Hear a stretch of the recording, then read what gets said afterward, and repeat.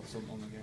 You know what, I'm anxious to see the tape. I thought we did some good things, and you know, you guys have covered me long enough to know that coming into the exhibition game, I was trying to get some guys some minutes. You know, AJ hadn't played since last February, and he played 24 minutes. I thought it was great that DeMarco played. I thought he got better as the game went along.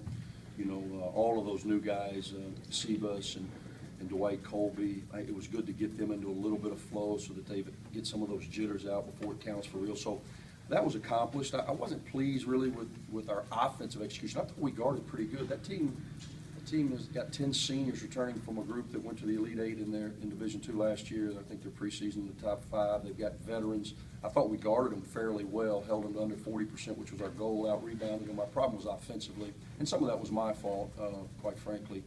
You know, we're all paranoid, and with technology now, we didn't want to show a lot offensively, so we just kind of stayed with simple ball screen motion, and as a result, I thought we were a little bit stagnant. I kept wanting some of our upperclassmen to make plays, and we made a few down the stretch, which allowed us to win. Injury-wise, are you okay? Yeah, we had no issues. What do you think of Derek's game? I'm sorry? Derek, what do you thought of Derek's game? You know what, I thought he had a boneheaded play at the end, but I thought his floor game was pretty good.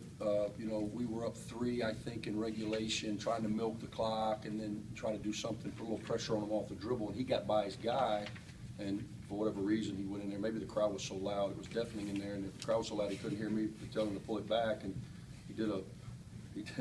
he must have saw that ABA special. It was on 30 for 30. He tried to do like a 9-foot finger roll, came up a little short. So then, obviously, we got floor balance issues. They're scrambling. They make a 3. But we needed that extra 5 minutes, to be honest with you. Newbie had 12 rebounds. Is that just hustling? Or? That's all it is, man. That's all it is. It's playing harder, being where he's supposed to be. He's got a great desire. It's the reason he's starting. He's earned his way into that starting lineup because of the things he's doing in those effort areas, and that's what showed tonight. Houston Sayers at the end of the game, is that just getting him that experience? Yeah, and that's all it is. And AJ made a couple of moves that a veteran shouldn't make. And again, I tried to really, it's hard.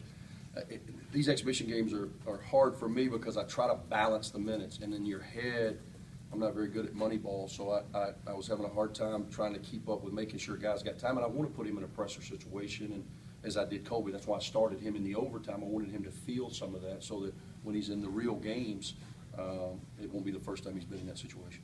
These guys are used to having Marshall and having Murphy and those guys being the main offensive weapons. Sure. The older guys suffer maybe a little bit early from like lack of assertiveness, not having those guys to.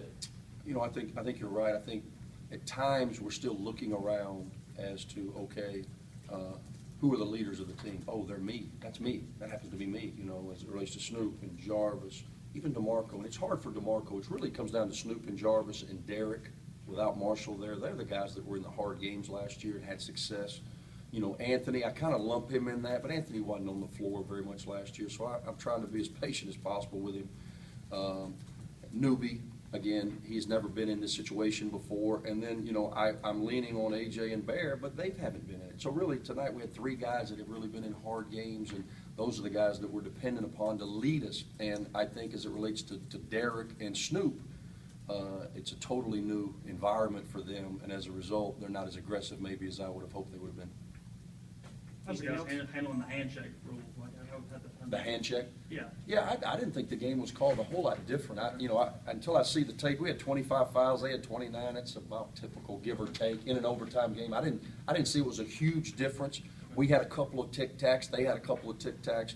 Our inability to make a free throw is bothersome, you know, and we talked about that after the game. What do? Do you want me to talk about it a lot and become a mental block for him? I mean, Jarvis goes 7 for 12. It just can't happen, you know. The game could get locked up and be done in the regular session if you can make 70% of your free throws, which is really where you need to be as a team in that low 70s. And so that's an area that we've got to get better at. And there's a lot of things, a lot of good teaching points. You know, we'll use this tape in preparation for next Friday, and then you know our schedule is kind of crazy in that we've got a week, we play again, we've got another week, so we've got a lot of time to evaluate and make some adjustments.